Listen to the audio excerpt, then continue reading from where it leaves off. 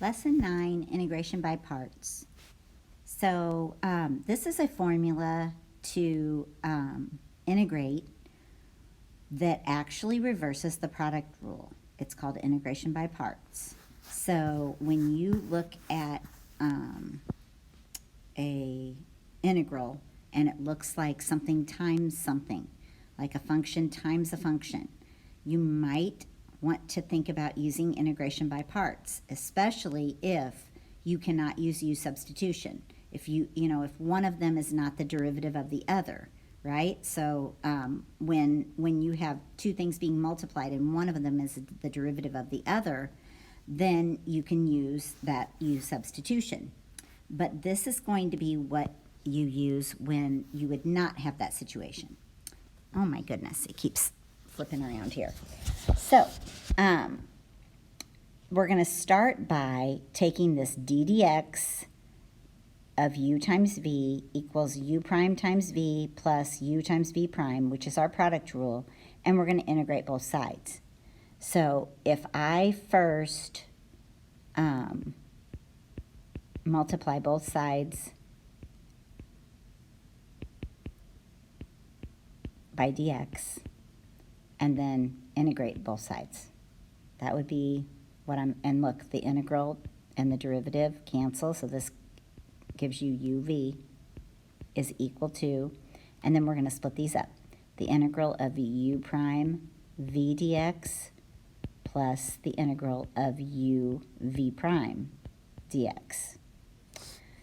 And then what we're actually wanting to solve for here is, and also in addition to this, I want to remind you that the integral of u prime v, so I'm just going to put this up here, the integral of u prime v dx is equivalent to the integral of v du, and the integral of u v prime dx is going to be equivalent to the integral of u times dv.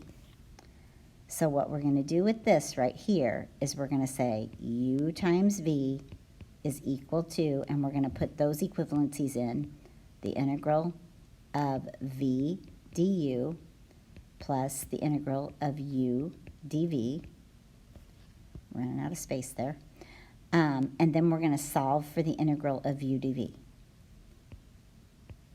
So to do that, we would subtract that integral of v du on both sides.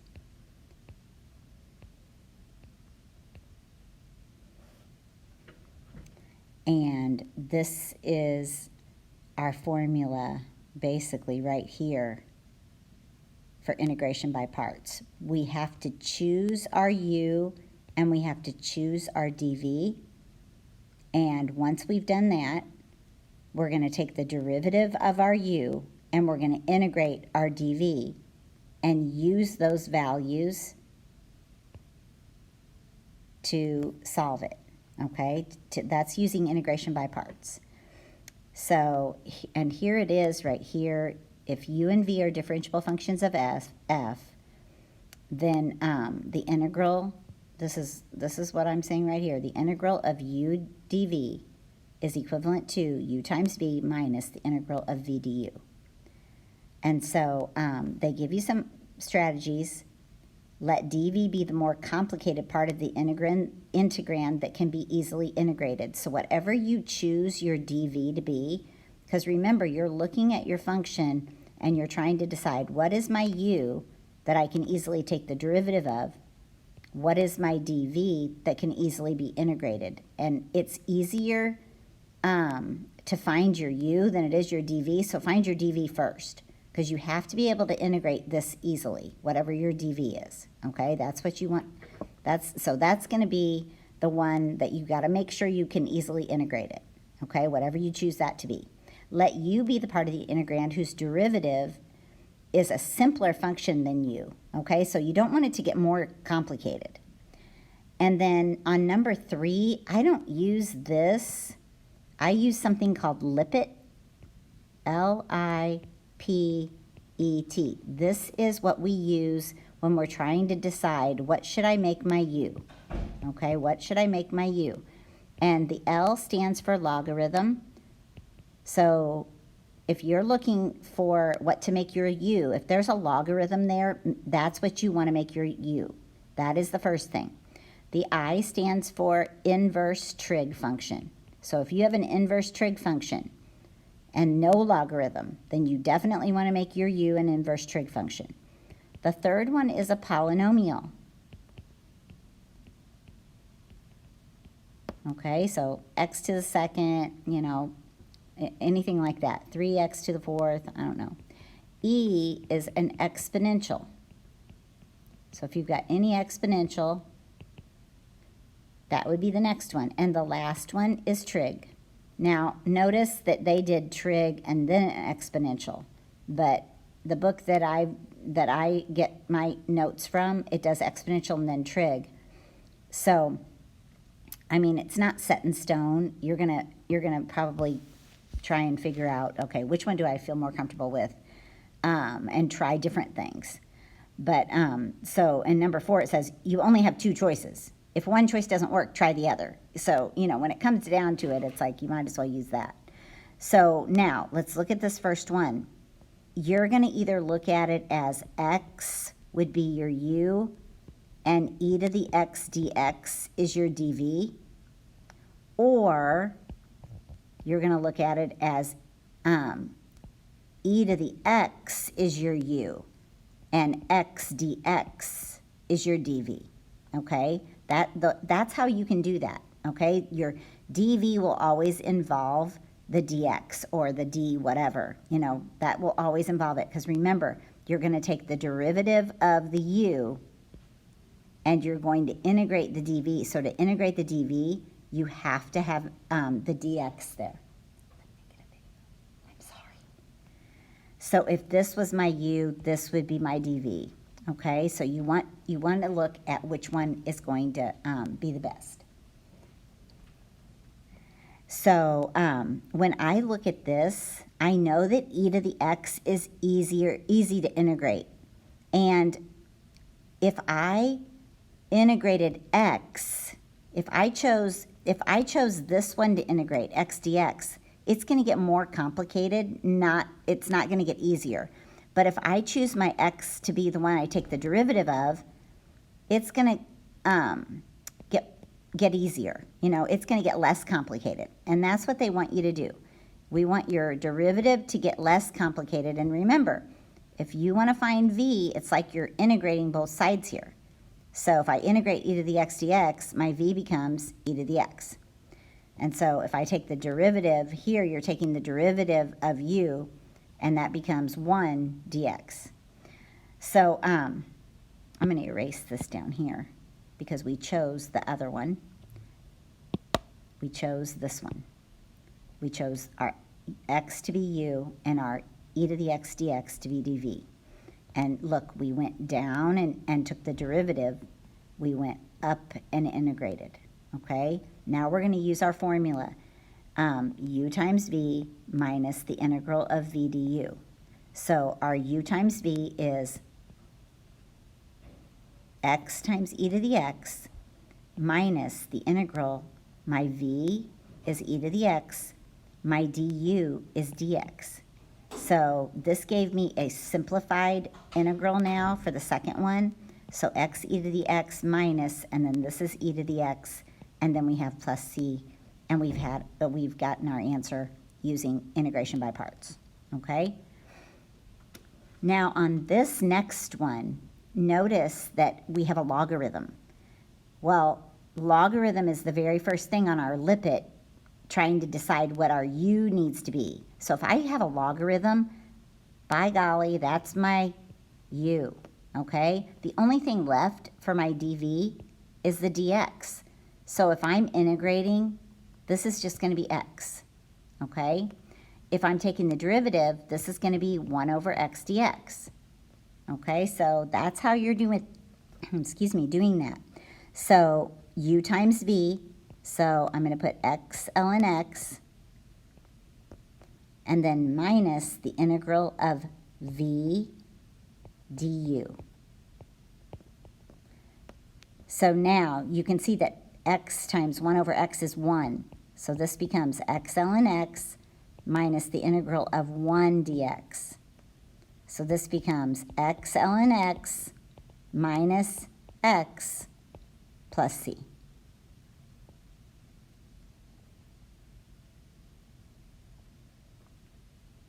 Okay, and that is those first few. I gave myself a empty page there because I didn't know if I was going to need it, but I don't need it yet, but I know it's there. Okay, I feel like there's a page missing. Look, it goes from 2, 3. Oh dear.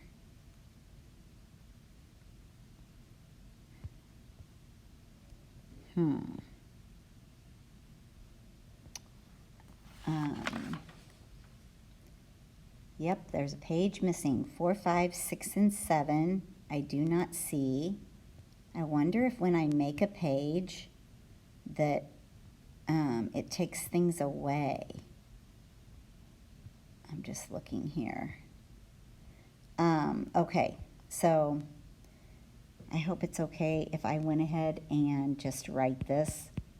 So our example number 4, the integral from 0 to 4, x e to the negative x dx. Okay, so we've got to decide what our u will be, and then we've got to take the derivative. We have to decide what our dv will be, and then we'll integrate. So again, if I put x as my dv, it's going to get more complicated, where if I take the derivative of it, it simplifies it. So that means that this is going to be e to the negative x dx, and when I integrate, this is going to be negative e to the negative x. Okay, so there I've got all my things that I need for my formula, and they had a little box like that. This is a definite integral, so we do have to make sure we remember this. So we've got u times v, so we've got negative x e to the negative x, and that is from 0 to 4, okay, because that's the first term of your integral answer. And then we're going to say, so u times v minus the integral from 0 to 4 of v du. So this would be negative e to the negative x dx. So negative x e to the negative x from 0 to 4, and this would be plus, because I'm going to bring that negative times a negative out, and then this would be 0 to 4 e to the negative x dx. So negative x e to the negative x from 0 to 4. Now, I'm going to actually integrate this. It's going to be negative e to the negative x from 0 to 4. And so you've got your, if you wanted to, you could go ahead, because you don't want to forget that this whole thing is from 0 to 4. So you can go ahead and take this one out and just write it as this whole thing, because that right there is your integration. And so you've got negative 4 e to the negative 4 minus e to the negative 4 minus negative 0 e to the 0 minus e to the 0. Okay, so negative 4 over e to the 4th minus 1 over e to the 4th. And then notice that that turns to 0, but this is minus a minus 1. So this is going to be plus 1. And so I see that these are like terms. A negative 4 and a negative 1 is a negative 5 over e to the 4th plus 1. And that would be the answer to your definite integral. We're going to try and squeeze example number 5 here. This is the integral from 1 to e of x cubed times ln x dx. Now remember Lipit, logs come before polynomials for your u. So for this one, your u needs to still be ln x, okay? Even though you don't, you didn't really want to make this x cubed your dv, because it's going to get more complicated, but sometimes you can't help it. On this type of problem, you can't help it, because you have to, if you have a logarithm, you have to make that your u. So now we have to figure out our dv and what our answer is for v. So we've got x cubed dx. So now we pretend like we're integrating both sides. This is going to be 1/4 x to the 4th. Okay? So now u times v. So we've got 1/4 x to the 4th times ln x, that's my u times v, minus the integral of v du. So we've got 1/4 x to the 4th times 1/x dx. And do you see how the x and the x to the 4th make that x to the 3rd, right? Because those cancel. Now don't forget you're from 1 to e and you're from 1 to e, like we did before. So I've got x to the 4th over 4 times ln x from 1 to e. And now I'm going to bring my 1/4 out. So there's already a negative there, so it's going to be negative 1/4 times the integral from 1 to e. This is going to be x to the 3rd dx. So that really did help, and it's going to make it so that your what you have left here is integrable. So I can just say times, and then I would do 1/4 x to the 4th from 1 to e. And so we're going to combine all of this, x to the 4th over 4 times ln x, and this is going to be minus x to the 4th over 16, right? That's what you get for that second one. The whole thing from 1 to e. So this whole thing, when I simplify it, from 1 to e. So we've got e to the 4th over 4 times the natural log of e minus e to the 4th over 16. That's our e. And then 1/4 times the natural log of 1 minus 1/16. Now remember, the natural log of 1 is 0. The natural log of e is 1. So this is going to be e to the 4th over 4 minus e to the 4th over 16. And since this whole thing turns to 0 right there, minus a minus gives me a plus 1/16. And if I go ahead and multiply this first term by 4 over 4, it will give me 4 e to the 4th over 16 minus 1 e to the 4th over 16. And those will be, oh, sorry, I accidentally put a 2 right there. I meant to put a 6.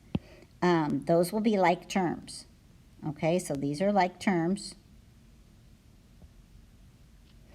And 4 minus 1 is 3e to the 4th over 16 plus 1/16, which of course you could write it as 3e to the 4th plus 1 all over 16 if you wanted to. Okay, I mean, I think either way is fine, this or this. But that's your answer to example number 5.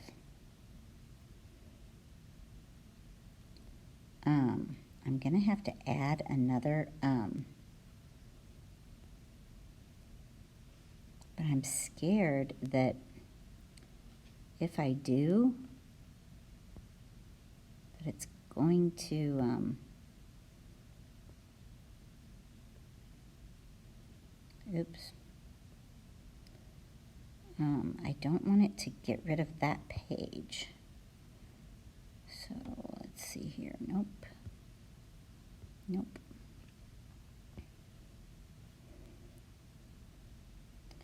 Did I do plus? Nope, wasn't that. Nope. Sorry, guys. Add a page. Okay. Well, it added it after it, but that's fine. This is where we're going to put our example number 6. And this one is the integral of arctangent x dx. And so that's an inverse tangent. And in our limit, which is what we're trying to decide what to make u, right? This is what we're, this is helping us decide what our u is going to be. And then whatever's left is your dv. Oops, I put, it says logs or inverse trig functions. Oops, goodness. Logs are inverse trig functions. So since that's the second thing, and this is an inverse trig function right here, I'm going to make this what our u is. Inverse tangent x is our u. So all that's left to be our dv is dx. And so that means our v is x. Our du is 1 over 1 plus x squared dx. Right? If I take the derivative of arctangent, I get 1 over 1 plus x squared. And so u times v. So if you want to make arctangent inverse tangent, you can. It's the same thing. And I'm going to put the x, that is v, so I'm going to put v times u, basically, minus the integral of v du. So this is going to be, I'm just going to take that out. This is going to be when I multiply x times the du, it's going to look like that. And this is a indefinite integral again. So we went from definite integrals to indefinite integrals. And so now they said, oh, we're going to have to use u substitution. Well, if my u was x squared, my du would be 2x dx. And when I solved for my dx to substitute it in for this integral, it's going to get rid of that other x that I don't need. So let's go ahead and get that ready. So this would be 1 plus u, and then I would put my equivalency of du divided by 2x in, and my x's go away. So that works for us because then I don't have to worry about having x's. I have only u's. Now, I need to bring this 1/2 out in front.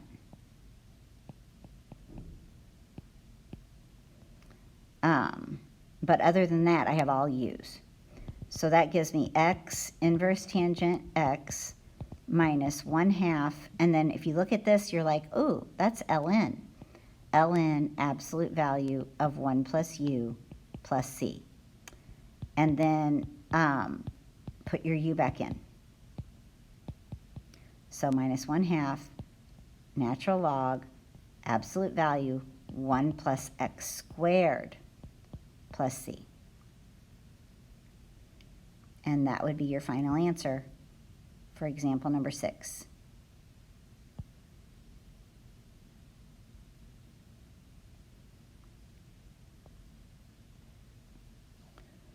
And our example number 7, integral of e to the square root of x dx. This one is kind of hard.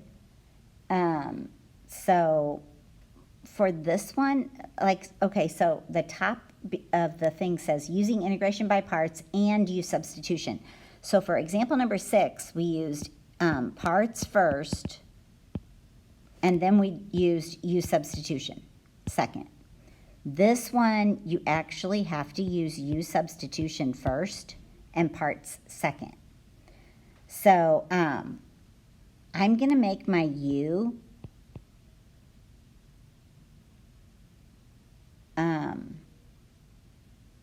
e to the square root of x, okay?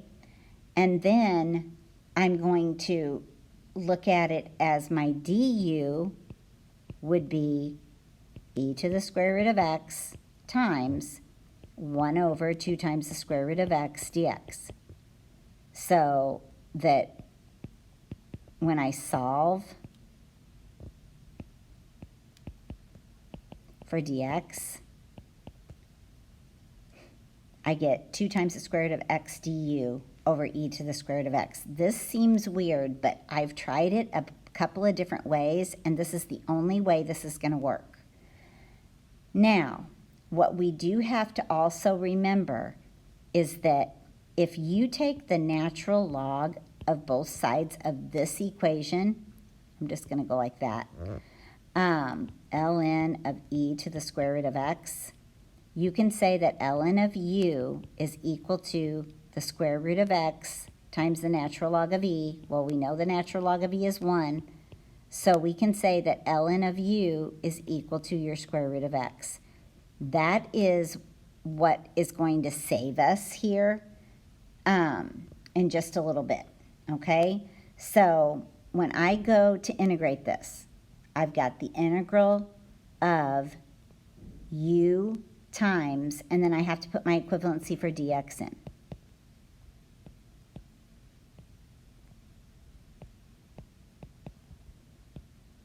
Now, you see a problem, you're like, wait a minute, you've got x's and u's, you didn't get rid of them.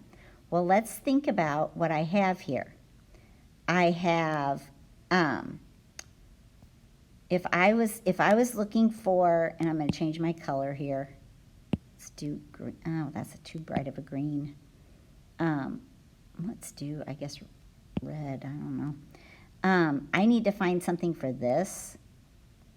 And look over here. I know that the square root of x is ln u. So I can say that this is going to become 2 ln u. And, of course, this one down here, let's make this blue. This one is u. So even though I had x's left over, I'm able to change what is left over into things that have u in them. Now look what happens here. When I put all those in, my u's cancel.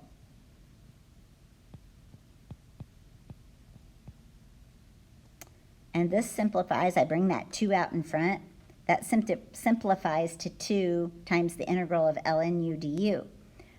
Okay, well that was u substitution. Now, secondly, I have to use integration by parts, okay? So now I'm like, oh, well, Lippitt tells me that if I have, and this is going to be weird because this is a u, and in fact, what I ended up doing is I made it like a W or something. I can't remember what I did. But, and then DW, and then let's call this, well, we can still call that DV, I guess, and V.